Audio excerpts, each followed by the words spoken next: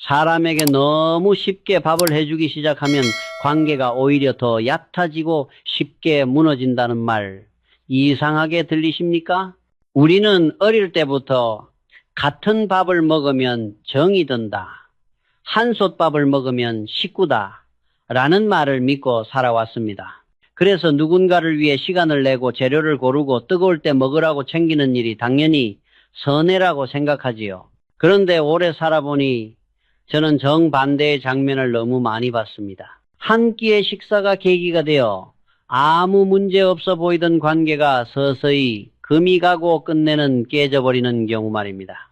음식이 맛없어서가 아닙니다. 문제는 음식이 아니라 그 음식을 만들 때의 마음가짐과 내가 모르는 사이 어떤 자리에 서게 되는가에 있습니다. 정성껏 초대해놓고도 고맙다는 말이 부족하다고 속으로 화가 나고 매일 해주다가 어느 날 멈추는 순간 왜 오늘은 안 해? 라는 말을 듣는 순간 이미 관계의 경계선은 기울어져 있습니다.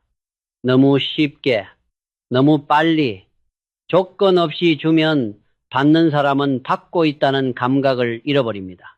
고맙다가 당연하다로 바뀌는 건 생각보다 조용히 일어납니다. 저는 이병철입니다. 대구의 작은 상회에서 시작해 평생 사람과 신용의 무게를 보며 살아왔습니다. 오늘 영상에서는 왜 밥이 관계를 살리기도 하지만 망치기도 하는지, 그리고 마음이 닳지 않으면서도 관계를 지키는 방법을 끝까지 풀어드리겠습니다. 도움이 되셨다면 구독과 좋아요로 함께 해주십시오. 선의가 당연함으로 바뀌는 순간 관계는 이미 기울어지기 시작한다. 사람에게 밥을 해준다는 행동은 처음에는 아주 조용하고 단순한 마음에서 시작됩니다. 이 부분이 중요합니다. 관계가 무너지는 시작은 언제나 사소합니다. 거창한 결심도 없고 특별한 이유도 없습니다. 오늘은 내가 할 수 있으니까, 지금은 아직 여유가 있으니까, 그 정도의 생각으로 사람은 자연스럽게 부엌에 섭니다. 처음 몇 번은 분명히 기쁩니다. 쌀을 씻고 국을 끓이고 반찬을 하나 더 얹으면서도 마음속에는 계산이 없습니다. 오히려 스스로에게 이렇게 말합니다. 이건 내가 좋아서 하는 거야. 누가 시킨 것도 아니고 억지로 하는 것도 아니야. 하지만 관계는 한 번의 행동으로 만들어지지 않습니다. 관계는 반복으로 형태가 바뀝니다. 처음에 한 끼는 분명히 호의였습니다. 두 번째도 세 번째도 마찬가지였습니다. 그러나 그 행동이 계속되자 사람들은 어느 순간부터 묻지 않게 됩니다. 괜찮아? 힘들지 않아? 그 질문이 사라질 때 관계의 공기는 아주 미세하게 달라집니다. 이때 누구도 나쁘지 않습니다. 받는 사람이 의도적으로 고마움을 잊은 것도 아니고 주는 사람이 불만을 드러낸 것도 아닙니다. 다만 한 사람은 계속 움직였고 다른 한 사람은 그 움직임에 익숙해졌을 뿐입니다. 선의가 사라진 것이 아니라 선의의 이름이 바뀐 것입니다. 고마운 일이었던 것이 어느 순간부터는 원래 그렇게 되는 일이 됩니다. 이 변화는 소리가 나지 않습니다. 그래서 대부분의 사람은 언제부터 관계가 달라졌는지 기억하지 못합니다. 저는 이병철입니다. 대구에서 작은 상회를 운영하던 시절 저는 이런 변화를 사람 사이에서 자주 보았습니다. 처음에는 서로 고개를 숙이던 거래가 한쪽의 배려와 양보가 반복되자 그 배려가 기준이 되고 기준이 되자 당연한 몫이 되는 장면이었습니다. 그 사람은 원래 그렇게 해주는 사람이잖아. 이 말이 나오기 시작하면 그 관계는 이미 이전과 같지 않습니다. 겉으로는 아무 문제도 없어 보입니다. 다툼도 없고 큰 말다툼도 없습니다. 그러나 보이지 않는 선 하나는 이미 넘어가 있습니다. 사람 사이도 똑같습니다. 너무 쉽게 주기 시작하면, 너무 자주 베풀기 시작하면, 아무 말 없이 계속 감당하기 시작하면 받는 쪽은 점점 받고 있다는 감각을 잃어버립니다. 그 순간부터 주는 사람의 마음에는 아주 작은 어긋남이 쌓이기 시작합니다. 아직은 불만이라고 부르기 어렵습니다. 그저 설명하기 힘든 피로, 말로 꺼내기 애매한 서운함일 뿐입니다. 이것이 바로 선의가 당연함으로 바뀌는 순간입니다. 그리고 이 순간부터 관계는 겉으로는 유지되지만 안쪽에서는 조용히 그러나 분명하게 기울어지기 시작합니다. 기대는 언제, 어떻게 생기고 왜 더 위험해지는가? 이야기는 여기서 한 걸음 더 깊어집니다. 이 부분의 핵심은 기대입니다. 사람은 왜, 언제부터 상대에게 기대를 걸게 되는가? 그리고 그 기대는 왜 말로 드러나지 않고 관계를 더 조용히 망가뜨리는가? 처음에 밥을 해줄 때 사람은 아무것도 바라지 않습니다. 정말입니다. 적어도 스스로는 그렇게 믿습니다. 좋아서 하는 일인데 뭘 바라겠어? 이 정도는 내가 감당할 수 있어. 그래서 기대는 처음부터 의식 위로 올라오지 않습니다. 하지만 사람은 시간을 씁니다. 체력을 씁니다. 하루의 리듬을 내어줍니다. 이 세 가지가 반복되면 마음속 어딘가에 아주 작은 생각이 자랍니다. 그것은 요구도 아니고 부탁도 아닙니다. 그저 이런 마음입니다. 이 정도 했으면 적어도 기억은 해주겠지. 기대가 무서운 이유는 바로 여기에 있습니다. 기대는 말이 되기 전에 감정이 됩니다. 말로 꺼내지 않았기 때문에 상대는 알 수 없습니다. 알 수 없기 때문에 맞춰줄 수도 없습니다. 그럼에도 불구하고 기대한 쪽의 마음은 점점 무거워집니다. 내가 좋아하는 반찬을 왜 기억 못하지? 왜 항상 늦게 올까? 왜 아무 말이 없지? 이 질문들은 입 밖으로 나오지 않습니다. 대신 마음속에서만 반복됩니다. 그리고 반복될수록 기대는 점점 당연한 권리처럼 변합니다. 저는 이병철입니다. 사업을 하며 가장 경계했던 것이 바로 이 말 없는 기대였습니다. 거래에서든 사람 사이에서든 기대가 계약이나 약속으로 명확해지지 않으면 그것은 반드시 오해로 돌아왔습니다. 기대는 충족되지 않을 때 분노가 되고 그 분노는 종종 상대보다 자기 자신을 먼저 소모시킵니다. 관계에서도 같습니다. 좋아서 해준 거니까 괜찮다고 말하면서도 마음 한편에서는 그래도 이 정도는 알아주겠지 라는 생각이 자라납니다. 그리고 그 기대가 충족되지 않는 순간 사람은 설명할 수 없는 서운함을 느낍니다. 여기서 중요한 점이 하나 있습니다. 상대는 약속을 어긴 적이 없습니다. 아무것도 요구받은 적이 없기 때문입니다. 그럼에도 불구하고 마음은 상합니다. 이것이 기대의 가장 위험한 얼굴입니다. 기대는 관계를 가깝게 만드는 것처럼 보이지만 실제로는 관계의 중심을 조금씩 흐트러뜨립니다.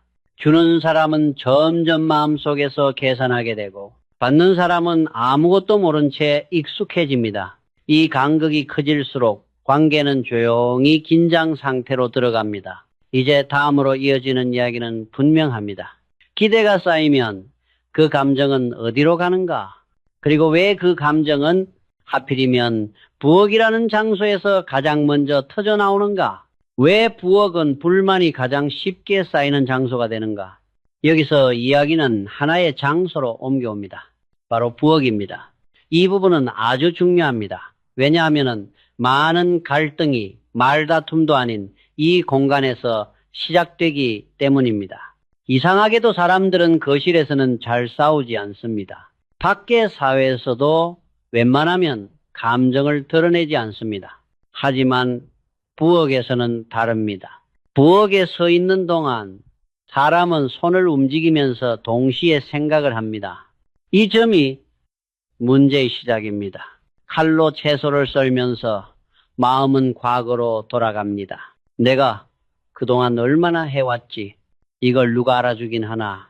냄비를 올리고 불을 조절하면서 참아왔던 일들이 하나씩 떠오릅니다.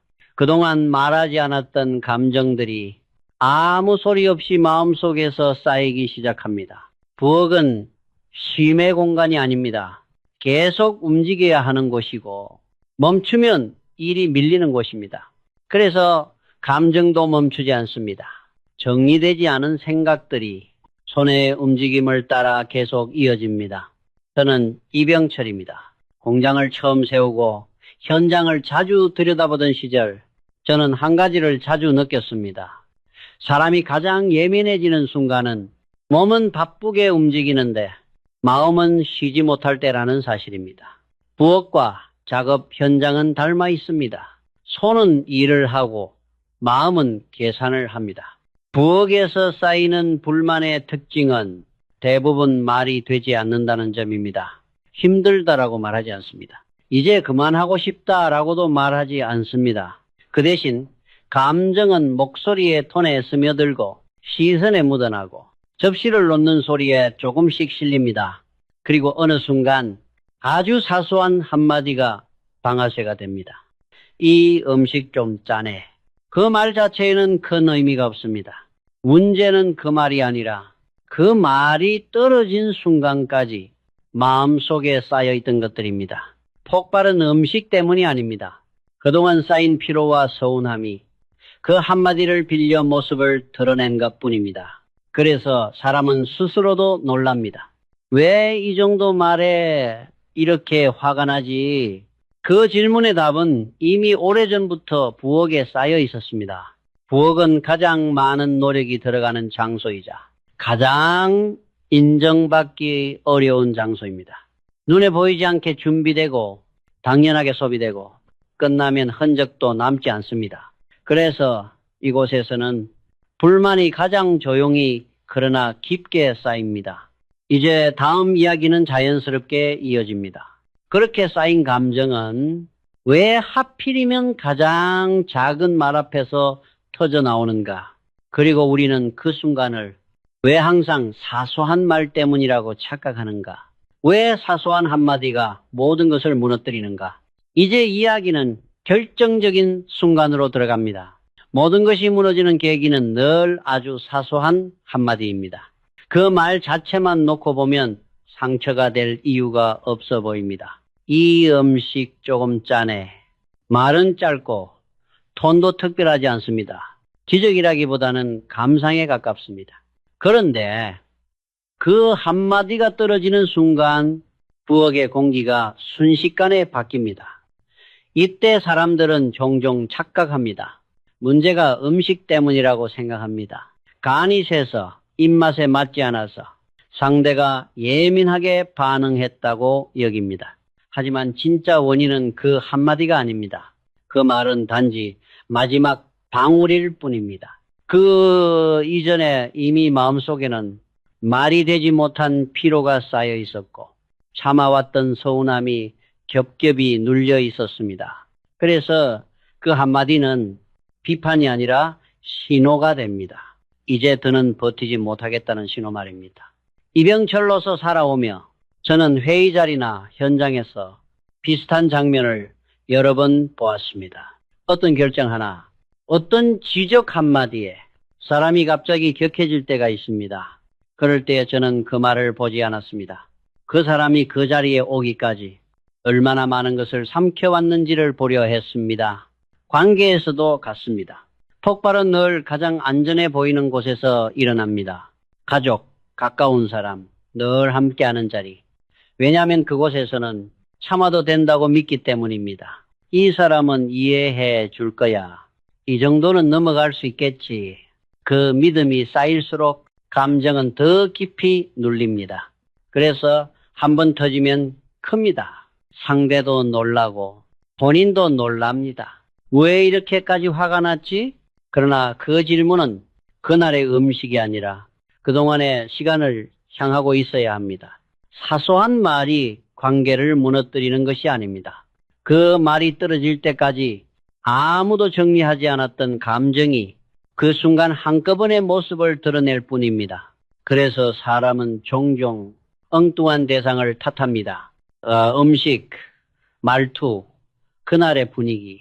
하지만 진짜 문제는 오래전부터 쌓여있던 마음의 상태입니다. 말하지 않았고 요구하지 않았고 기대만 키워왔던 그 시간 말입니다. 이제 다음으로 이어지는 질문은 분명합니다.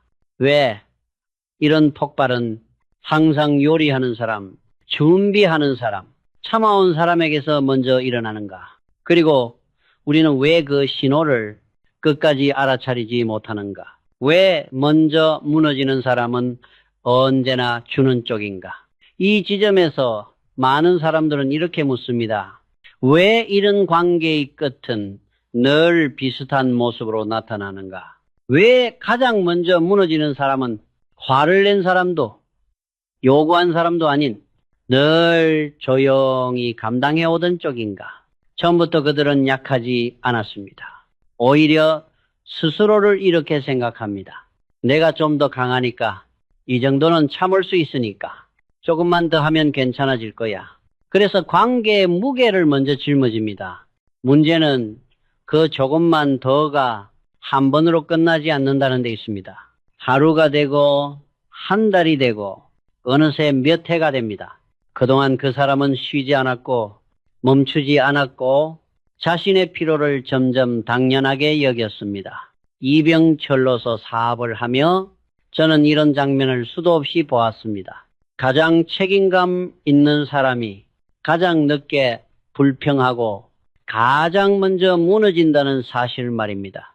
그들은 버티는 데 익숙했고 그래서 자신의 한계를 확인하는데 가장 늦었습니다. 관계에서도 똑같은 일이 벌어집니다. 계속 주는 사람은 자신이 중심을 잡고 있다고 느낍니다. 내가 없으면 안 될 거야. 내가 있으니까 유지되는 거야. 이 생각은 처음에는 책임감처럼 보이지만 시간이 지나면 자신을 빠져나갈 수 없게 묶는 끈이 됩니다. 그동안 받는 쪽은 자신이 무엇을 받고 있는지 점점 잊어갑니다. 처음에는 고마워했고 그 다음에는 익숙해졌고 나중에는 그것이 원래 자신의 몫이라고 느끼게 됩니다. 이 변화 역시 누구의 잘못도 아닙니다. 그저 한쪽이 너무 오래 대신 짊어졌을 뿐입니다. 그러다 어느 날 주는 쪽이 잠시 멈춥니다.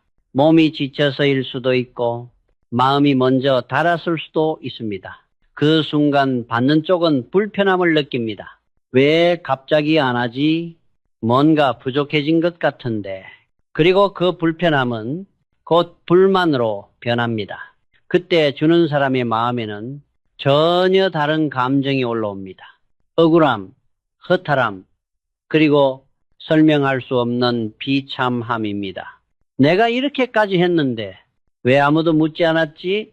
이 감정이 바로 오래된 일방통행의 끝에 나타나는 모습입니다. 일방적인 희생은 관계를 안정시키지 않습니다. 오히려 관계 안에 왜곡된 자리를 만듭니다.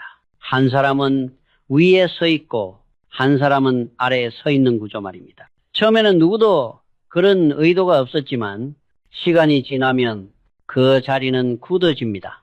그래서 관계는 싸움으로 멀어지지 않습니다. 말다툼보다 더 위험한 것은 아무 말도 하지 않는 시간입니다. 침묵이 쌓일수록 기대와 피로는 서로 다른 방향으로 커집니다.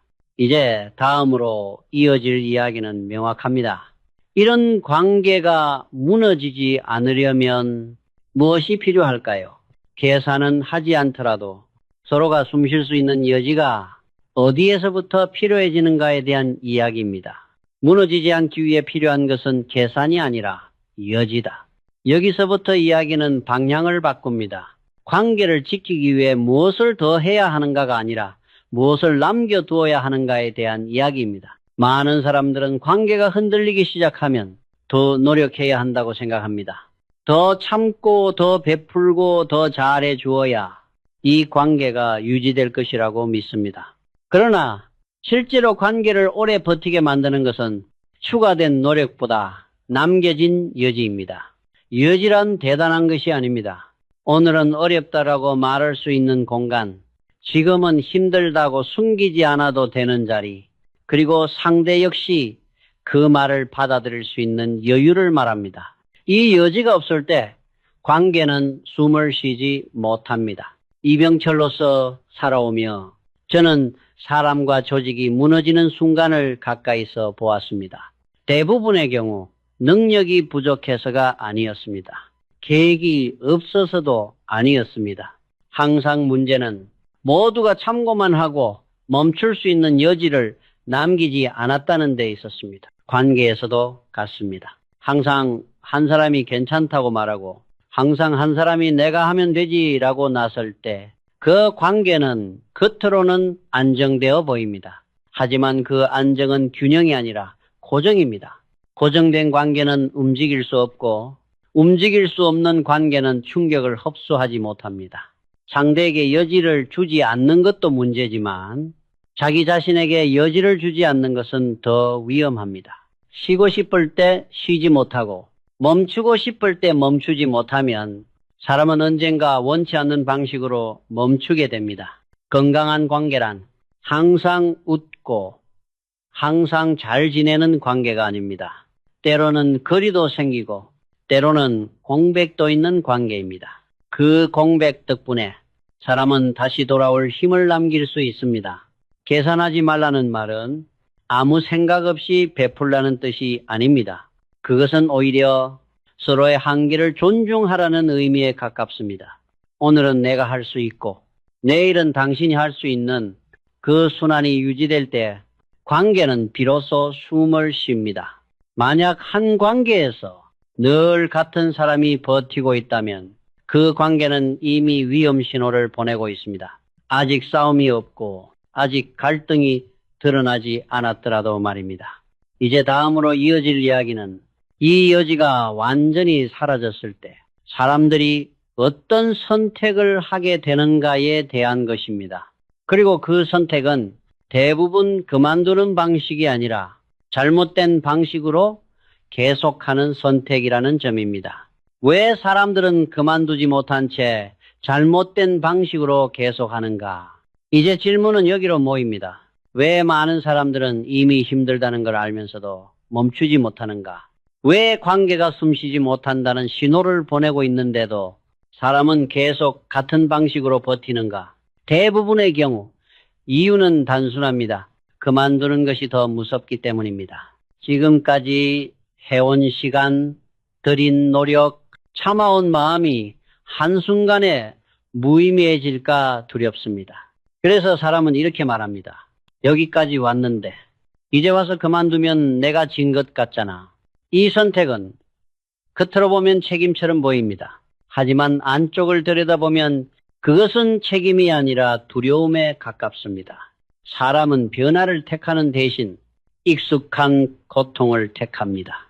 왜냐하면 익숙한 고통은 견딜 수 있지만 낯선 선택은 결과를 알 수 없기 때문입니다.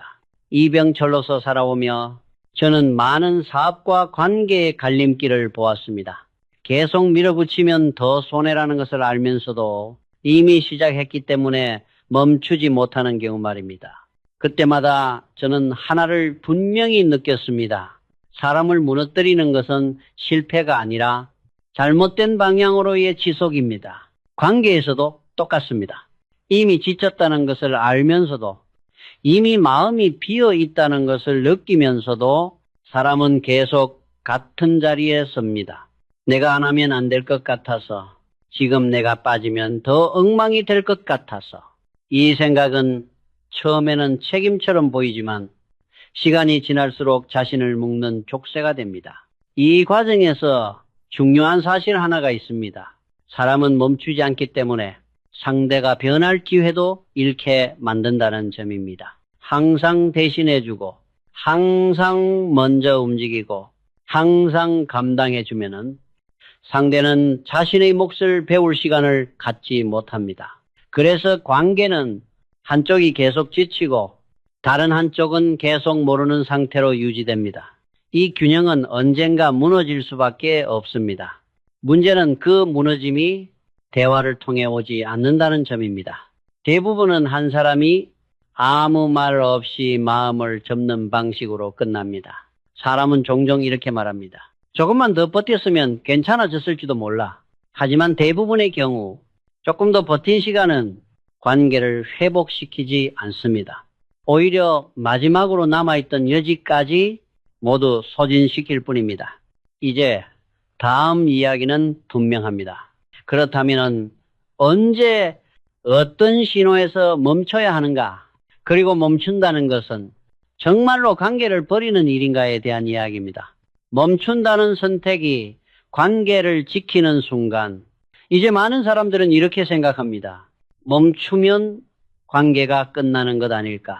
한번 물러서면 다시는 돌아갈 수 없을 것 같고 거리를 두면 마음도 멀어질 것 같다고 느낍니다. 그래서 사람은 끝까지 버티는 쪽을 선택합니다. 하지만 실제로는 정반대인 경우가 많습니다. 관계를 무너뜨리는 것은 멈춤이 아니라 멈추지 못한 채 계속 밀어붙이는 선택입니다. 사람의 마음에는 한계가 있고 그 한계를 넘어서까지 유지되는 관계는 결국 다른 형태로 끊어집니다. 이병철로서 살아오며 저는 한 가지를 분명히 느꼈습니다. 사람이든 조직이든 제때 멈출 수 있는 용기가 있을 때 오히려 오래 갈 수 있다는 사실입니다. 무조건 이어가는 것이 책임은 아닙니다. 때로는 한 발 물러서는 것이 가장 현실적인 선택이 됩니다.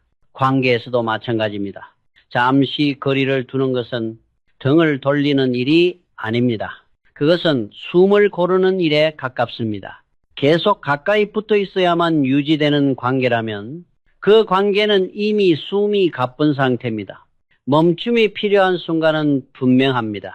한 번 한 번의 만남이 의무처럼 느껴질 때 자리를 지키기 위해 마음을 계속 조여야 할 때 즐거움보다 피로가 먼저 떠오를 때입니다. 이 신호를 무시하고 계속 나아가면 사람은 결국 더 큰 방식으로 멈추게 됩니다. 많은 사람들은 이렇게 묻습니다. 그래도 혹시 내가 너무 냉정해지는 건 아닐까? 하지만 냉정함과 경계는 다릅니다. 경계를 세운다는 것은 상대를 밀어내는 것이 아니라 관계를 오래 두기 위한 거리 조절입니다. 정말로 나를 이해하는 사람이라면 잠시의 멈춤을 배신으로 받아들이지 않습니다. 오히려 그 멈춤이 서로를 다시 바라볼 기회가 됩니다. 만약 단 한 번의 거리에서도 관계가 차갑게 식어버린다면 그 관계는 이미 너무 많은 무게를 한쪽에 실어두고 있었을 가능성이 큽니다. 사람은 종종 모든 자리에 응답해야만 관계가 유지된다고 착각합니다. 그러나 항상 고개를 끄덕이는 선택은 마음을 점점 닳게 만듭니다. 그리고 닳아버린 마음은 다시 돌아오기 어렵습니다. 멈춘다는 것은 관계를 버리는 선택이 아닙니다. 그것은 관계를 다시 가볍게 만들기 위한 선택입니다. 그래야 다시 같은 자리에 앉았을 때 부담이 아니라 편안함으로 마주할 수 있습니다. 이제 마지막으로 남은 이야기는 하나입니다. 그렇다면 어떤 관계가 정말로 오래 가져갈 가치가 있는가? 그리고 나이가 들수록 우리가 지켜야 할 관계의 기준은 어디에 놓아야 하는가에 대한 이야기입니다. 나이가 들수록 얼마나 함께 했는가 보다 얼마나 가벼운가가 중요해진다. 이제 이야기는 마지막에 다다릅니다. 관계를 무엇으로 판단해야 하는가에 대한 질문입니다.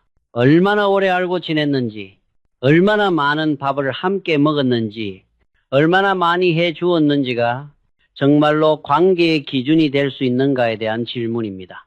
젊을 때 사람은 관계를 넓게 가져갑니다. 조금 무리해도 괜찮고 조금 손해를 봐도 감당할 수 있습니다. 하지만 시간이 지나면 알게 됩니다. 모든 관계를 끝까지 끌고 갈 수는 없다는 사실을 말입니다.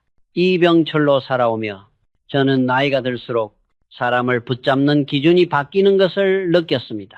얼마나 도움을 주고받았는지가 아니라 그 사람과 함께 있을 때 마음이 얼마나 가벼운가가 점점 더 중요해졌습니다. 관계는 숫자로 자라지 않습니다.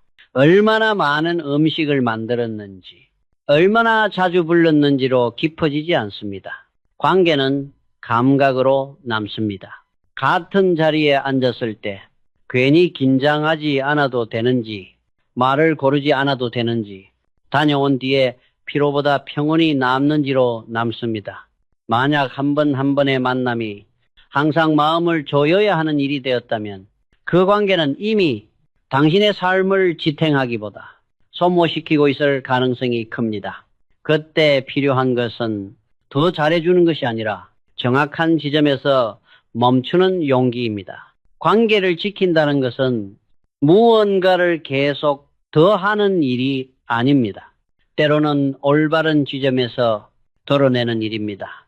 그래야 다시 만났을 때 부담 없이 같은 자리에 앉을 수 있습니다. 그것이 오래 갈 수 있는 관계의 모습입니다. 사람의 마음을 지킨다는 것은 항상 참고 항상 감당하는 것이 아닙니다. 필요할 때 물러서고 쉬어갈 수 있는 자리를 남겨두는 것입니다. 그 여지가 있을 때 관계는 닳지 않고 이어집니다. 결국 남는 관계는 많지 않습니다. 하지만 남은 관계는 당신을 소모시키지 않는 관계여야 합니다. 그것이면 충분합니다. 그리고 그것이 나이가 들수록 더 소중해지는 이유입니다. 마지막으로 너무 많이 주지 않아도 되는 이유, 여기까지 들으셨다면 아마 마음 한편에서 이런 생각이 들었을지도 모릅니다. 그럼 나는 그동안 너무 많이 해왔던 걸까? 조금만 덜 했어도 괜찮았을까? 이 질문에 굳이 답을 서둘러 내릴 필요는 없습니다. 오늘 이 이야기가 전하고자 한 것은 누군가를 탓하자는 것도 당장 관계를 정리하자는 것도 아니기 때문입니다. 다만 한 가지는 분명합니다. 사람의 마음은 끝없이 꺼냈을 수 있는 것이 아니라는 사실입니다. 조금씩 닳고 말없이 줄어들고 어느 순간에는 본인도 모르게 비어버립니다. 이병철로 살아오며 저는 수많은 선택의 갈림길에서 이 사실을 반복해서 확인했습니다. 사람도 관계도 지나치게 소모되면 결국 본래의 가치를 잃습니다. 그러니 너무 많이 주지 않아도 괜찮습니다. 항상 준비되지 않아도 괜찮고 모든 자리에 응답하지 않아도 괜찮습니다. 그 선택이 이기적이어서가 아니라 당신의 마음을 오래 쓰기 위한 선택이기 때문입니다. 관계는 얼마나 버텼는가로 남지 않습니다. 얼마나 무리하지 않았는가로 남습니다. 그리고 그 여유가 있을 때 사람은 다시 웃으며 같은 자리에 앉을 수 있습니다. 오늘 이 이야기가 지금의 관계를 돌아보는데 조금이라도 도움이 되었다면 그것으로 충분합니다. 각자의 자리에서 각자의 속도로 마음을 덜 닳게 지키시기를 바랍니다. 지키시기를 바랍니다.